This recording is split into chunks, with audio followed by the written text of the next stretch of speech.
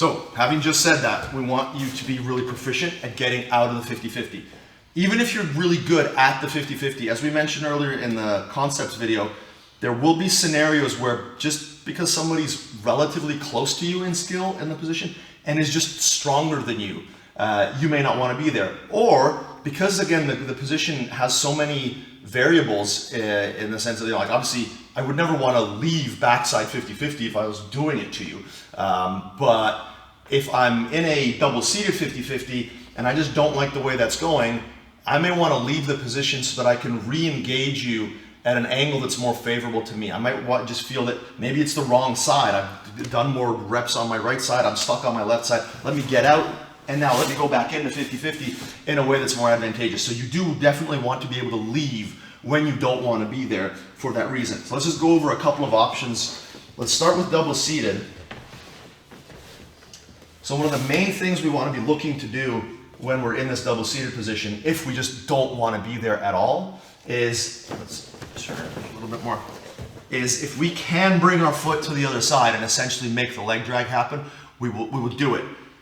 I'm hesitant to even really talk about that too much because honestly, if I do that, I'm looking to pass your guard. I've basically forced a quasi leg drag position. So absolutely, if you find yourself here and let's say you manage to kick your partner's arm out and you manage to kick your, again, we'll talk about how to do it later on, but this is something you would want to do because even if it fails as a, like, what Rory's going to immediately do is try to catch my leg and bring it back across. He's just going to do that and put it back here, right? If he wanted to be here, as soon as I do this, he'll pop his hips a little bit to get my leg in the air, my foot off the ground, create a lever, and put it back. However, the act of doing that, so if I get myself from here to here, as Rory is lifting my leg, my foot is going to go into his taint and I'm going to extract.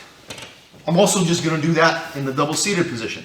If I'm here like this, I often need to grab my own shin to do this, but more bendy people don't have to. Even if we're here, even if Rory's got his leg triangled, if I can just bring my foot into here and post on his knee, I can often just extract from the position. So that same thing that we've talked about in so many leg lock things, which is just stick your big toe into their anus, just works quite well in this position as well. And if you're trying to do it to your partner and you can sense that they're also bringing their foot in, and you're like, wow, man, culture, let's extract. So that's what we're all about. Let's just leave, fuck this shit, right? So basically, anytime somebody doesn't have really strong either tilt mechanics or really strong wedges. So if Rory closes the triangle here and really locks that in, like even if I stick my toes in here, I'm not going to leave the position. If anything, I'm going to expose my heel. So please be aware that this is something that we're doing when there's movement. And the more the toe goes into my asshole, the more you're going to break my leg, right? So just be aware that this is not something we're doing to like leave a tight, properly wedged 50-50 where this person is just trying to keep you here. At that point, it becomes more about trying to build up, and we'll talk about that. Like this probably should just be a series of videos, so this will be leaving the... I feel like every video is you just be like, we're going to talk about that. Yeah. This is a fucked up topic to try to teach because everything is within this area, but everything's also kind of on its own. Anyway, so when it comes to leaving the double-seated 50-50, anytime there's movement, we can use this foot here and try to extract. We can also do the same thing that we would do when we stand up, and obviously we'll give you a video on that in a minute. We can do this, and anytime we do this, even if there's heel exposure now, I'm not in a tremendous amount of danger because I can frame Rory's right leg from coming in and making a wedge. So even if Rory starts to heel hook me now, I can just leave the position with my knee. So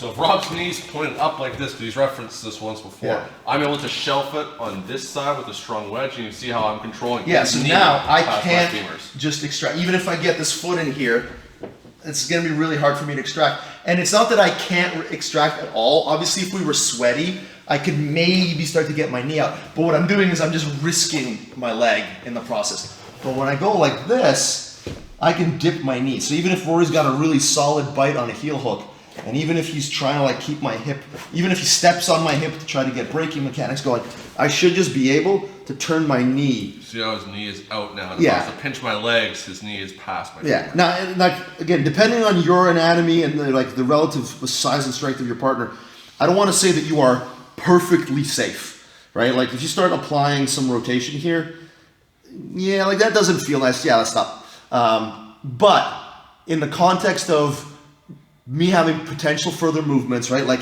we can now go post the knee like this, you know, do this kind of stuff.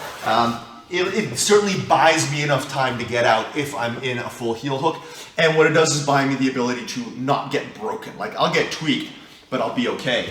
But again, we are not doing this. We're not suggesting you do this when your heel is fully exposed. We would want you to like hand fight and defend. The idea is just if I've done this and I've done that, now leaving the position starts to become a lot more viable. So we either are, when there is the opportunity for movement, inserting our foot into the taint or our toes into the butthole and extracting by turning our knee in.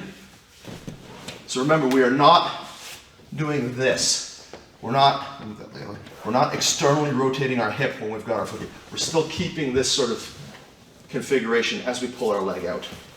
Or if we've managed to split the legs apart, then we dip our knee, in which case we are externally rotating our hip, and then we're pushing off of our partner's torso or getting our foot behind our partner's knee so that we can extract that way. So those are the two main ways that we'll just be kind of leaving the position when we're in the double seated 50-50.